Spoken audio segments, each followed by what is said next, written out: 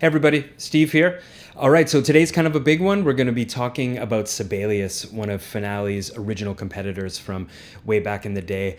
Today we're going to try to answer the question, how good is Sibelius really? And is it a viable alternative for those of us who are being forced to leave Finale since it's been discontinued?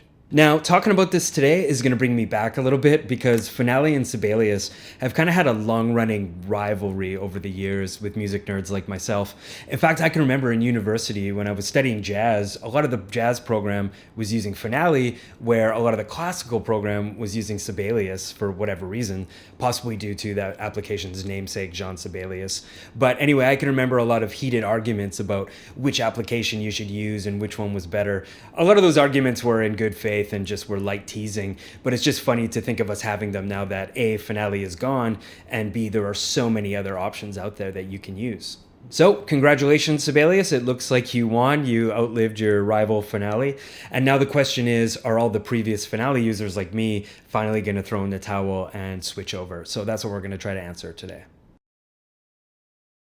So as I mentioned, this was the first time I booted up Sibelius in almost 2 decades, and one thing that really struck me at first is the pricing model. I had totally forgotten that AVID, the makers of Pro Tools, had bought Sibelius way back in 2006, and it looks like they've since applied a similar pricing structure to Pro Tools where they want you to pay a monthly fee to license the application rather than paying for it all up front.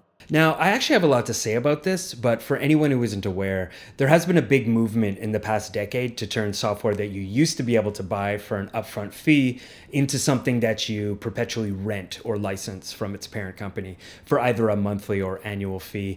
This is called the subscription-based model, or sometimes software as a service, and it's been most notable in any industry that works with the arts or artists in general. So stuff like Photoshop for digital artists, Premiere Pro for video production, Unity for video game development, and as I mentioned, Pro Tools for audio production. And I gotta be honest here, I don't like this at all. I never have and never will. This may be a bit of an old man moment for me, but I much prefer just paying for a piece of software I know I'm gonna use upfront and then maybe an additional cost over the years to maintain it, as opposed to perpetually renting it and never truly owning it. That's never really sat right with me, and I'm pretty sure I'm not the only one who feels that way. So right off the bat, this kind of rubs me the wrong way, although I will say it's kind of hard to fault AVID for it because they aren't the only ones doing it, although they are a big player in the space and I do think deserve a little bit of the blame. So as I've mentioned in earlier videos, I've given myself 3 different tasks to complete in each of the notation programs I'm trying out, and that I would try and focus mostly on reviewing the applications themselves and not focusing too much on the various different parent companies that own or develop them. But in the case with Sibelius, I'm sort of forced to talk about this because one of the tasks, a small section of a full big band chart, isn't possible in either the free version called Sibelius First, which limits you to 4 staves in total, or the artist version, which limits you to 16 staves. So right away I had to eliminate those 2, which was unfortunate. It seems the only option for what I'm trying to do is the most expensive option, which is Sibelius Ultimate. On a side note, Sibelius First shares its name with the now discontinued Pro Tools First. I'm not really sure if that's a sign of things to come or not, but just something interesting I noticed. With all of this in mind, much like Pro Tools, there actually is a one-time payment version of Sibelius you can buy, which is sort of ironically called the perpetual version. This is hard to find by design, I think, and I honestly only knew to look for it because I own a perpetual version of Pro Tools. You have to keep your eyes open for this little text down here, which honestly feels a little deceptive if you ask me, but the option is available. I am interested in seeing if and how AVID plans on maybe changing their business model now that free options like MuseScore and NodeFlight are gaining in popularity. For Sibelius Ultimate, you are either going to have to pay $260 per year or almost $800 for a perpetual license, with added costs to update the software later to newer versions. In my opinion, this is pretty steep, but in fairness, it is pretty close to the price of Finale right before it was discontinued, although you could usually grab it on sale for half that amount throughout most of the year. So if AVID wants to charge that much for an application while there are free ones out there that you can also use, I think they're going to have to justify it. So let's check it out and see if that's the case.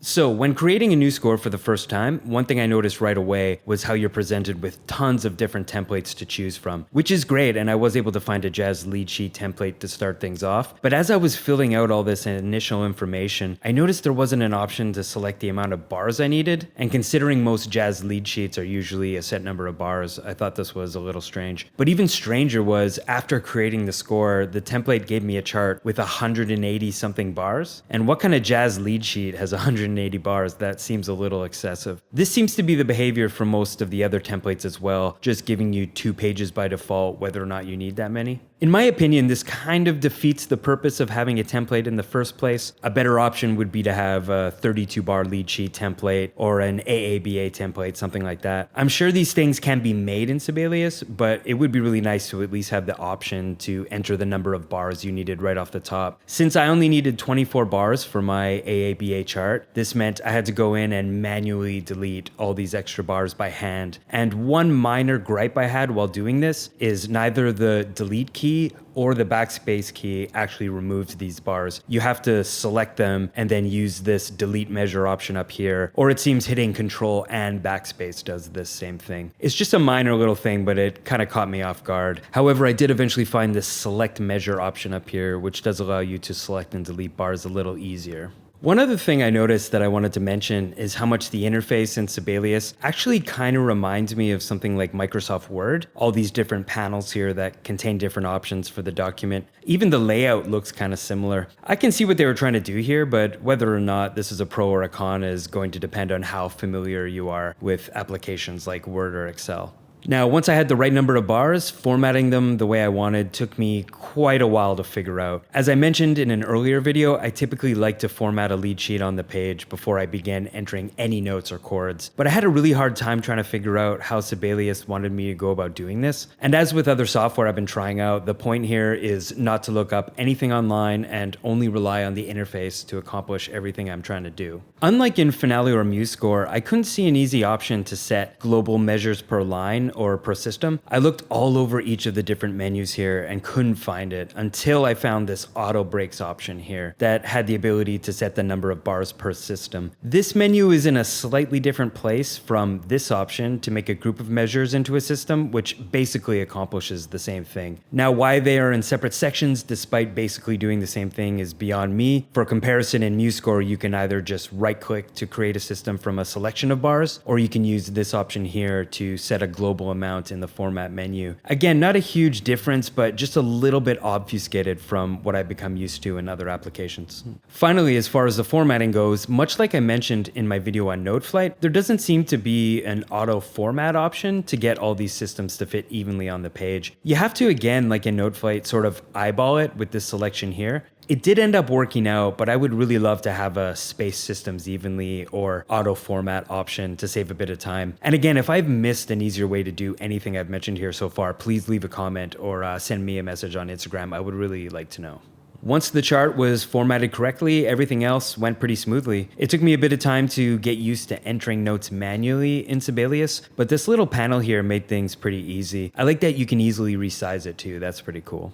So all in all, after dealing with all the formatting issues I described earlier, putting together a lead sheet in Sibelius was actually pretty easy, although I did run into 2 small things I didn't like, or at least couldn't figure out how to get how I wanted. First of all, this first system indentation here. For the life of me, I just couldn't figure out how to get rid of it. I checked every panel and every menu and even went through all the engraving rules panels as well. And although I did find some options that got me closer, I wasn't able to get it to look the way I wanted. I know it's pretty common to use an indentation on the first system, but it's not always desired, especially if you have a really busy first few bars and maybe just need a bit more room to fit everything in. So if I've missed something here, please let me know. It drove me crazy for quite a while trying to figure it out. Secondly, we got to talk about slash notation. As you may know, the song I chose to do this first task is John Scofield's great rhythm changes song, We. Since it's a rhythm changes song, you would typically improvise over the B section here, which is usually notated as slashes with chords above. Most of the applications I've used so far have some sort of alternate notation system that allows you to select a range of bars and convert them into this notation. In Sibelius, however, it doesn't seem like this is the case. Instead, it looks like slash notation is really just an alternate alternate note head that you have to enter one by one. I will say this option was easy to track down, but since you're just changing the note head, you can end up placing notes unevenly in the bar and end up with something like this unless you're really careful. I actually discovered by accident that the R key copies, or I guess repeats, whatever is in the bar you are currently in. So I guess you could just do one bar of slash notation and do the following bars this way, but it still seems like more work than it should be. Slash notation is usually done in groups, say a solo section in a big band chart and not just a single measure. So in my mind, there really isn't an excuse not to be able to convert entire sections of your score. Again, if there is something I missed here, please let me know, because there may be an easier way to do it.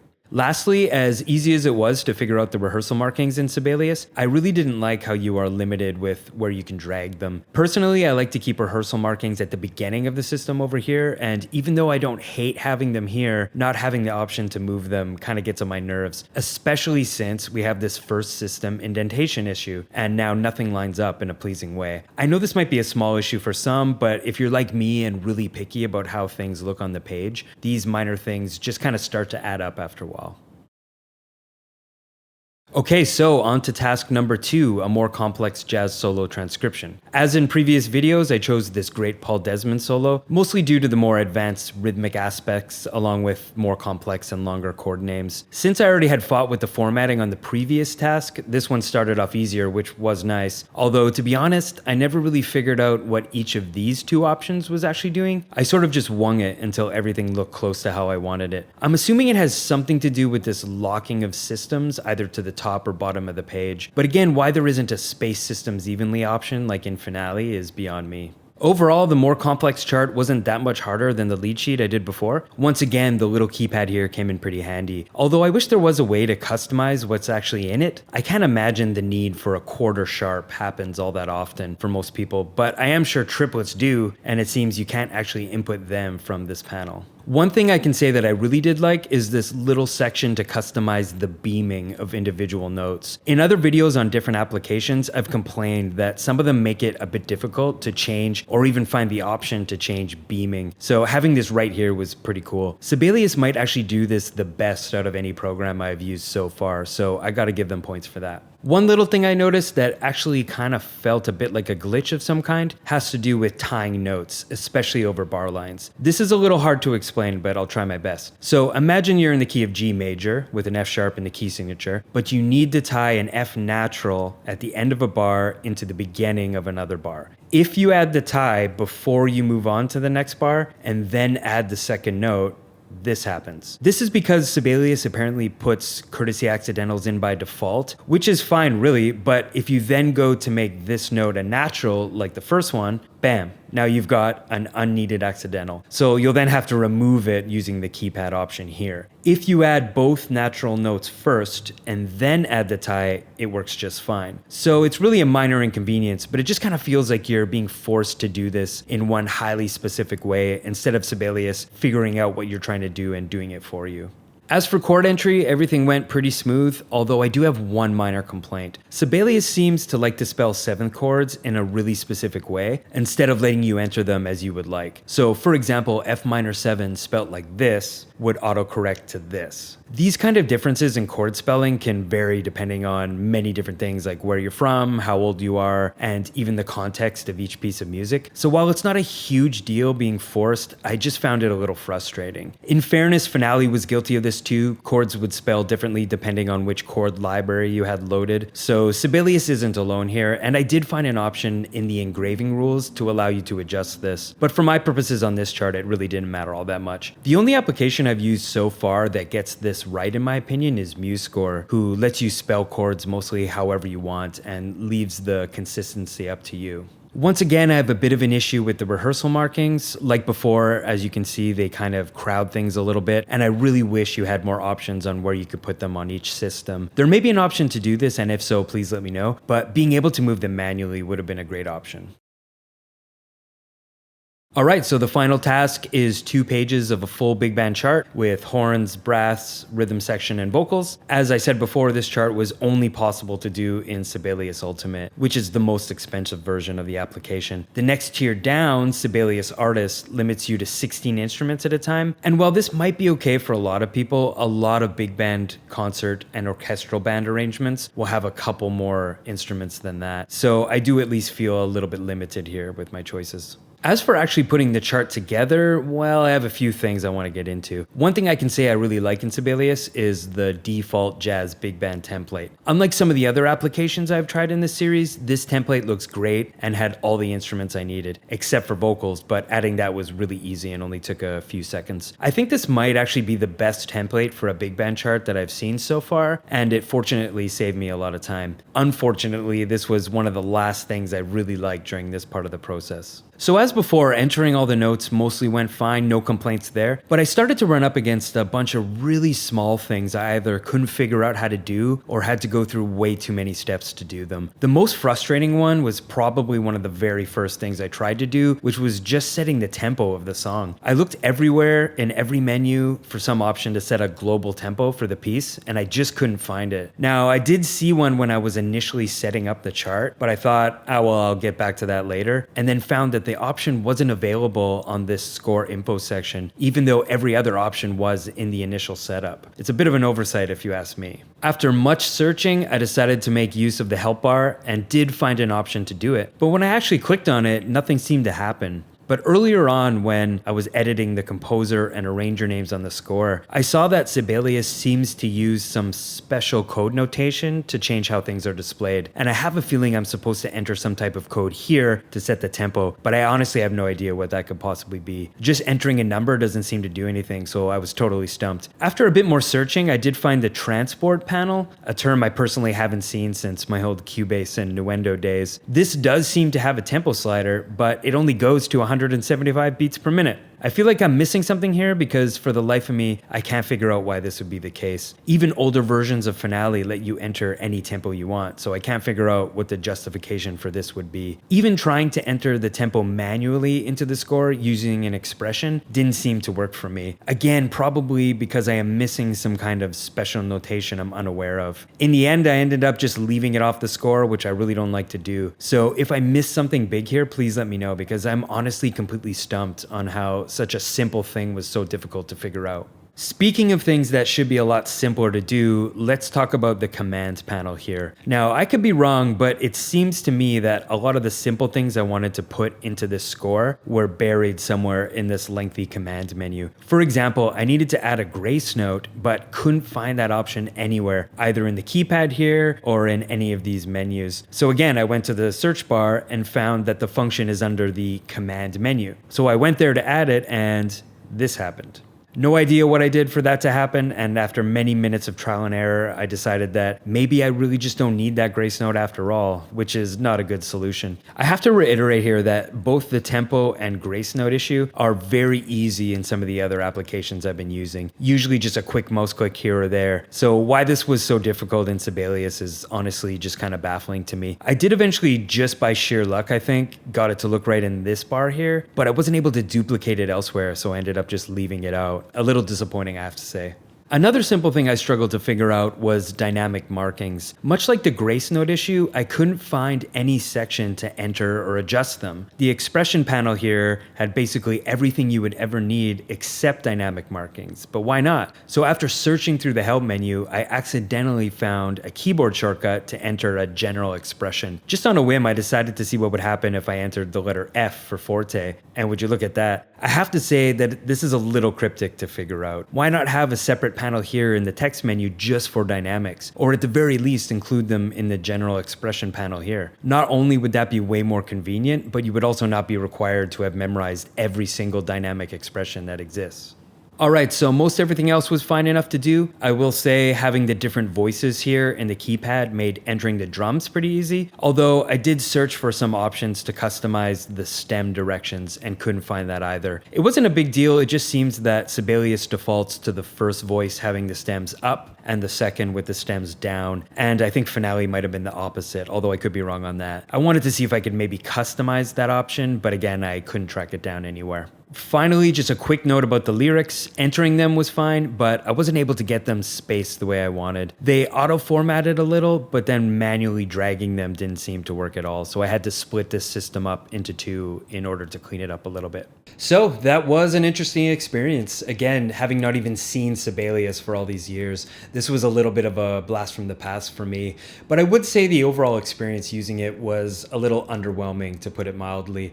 It's not a terrible program, it did get the job done, and as I mentioned, there's a ton of really cool stuff that I liked, but all the little inconveniences sort of added up to a slightly more frustrating experience than I was hoping. In some ways, using Sibelius really reminds me a lot of Finale, and that they both seem to have this sort of old school interface that was totally the norm back in the day, but has since not aged very well. Either that, or I'm kind of expecting more user-friendly interfaces just from years of using other types of applications, not even related to music notation. So after giving it some thought, I think I'm going to give Sibelius a 5 out of 10. I was able to complete all the tasks I set out to do, but I spent a lot of time trying to track down really simple stuff that I think should have been a lot easier to figure out. I would say that I am targeting Sibelius Ultimate here. As I mentioned, it was the only version of the software that allowed me to do those 3 tasks. And considering its price, I don't think I can give a higher rating than that. If I had to make a bold prediction here, I would say that Sibelius might be next on the chopping block for musical notation programs. My experience using it really made it clear how much this kind of software has changed over the years, and maybe Sibelius and Finale just got a little too comfortable being the big players in the industry and got sort of edged out by newer, more user-friendly applications over the years. Anyways, we'll have to see if that's the case, but I would love to hear your thoughts. Thanks so much for watching, and see you soon.